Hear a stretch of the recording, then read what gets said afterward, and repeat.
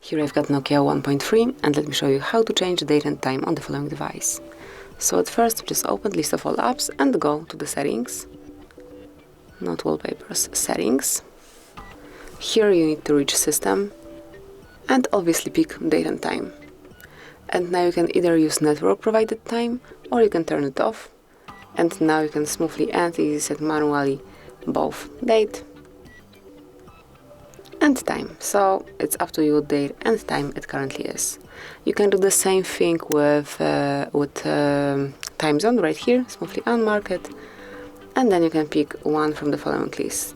At first you need to pick the region and then time zone if available.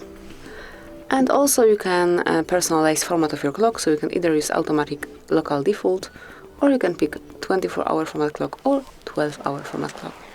And this is it. This is how you can change date and time on your device. And whenever you would like to go back to automatic setup, just mark those switchers. And this is it. That will be all. Enjoy. Thank you for watching. Please subscribe our channel and leave the thumbs up.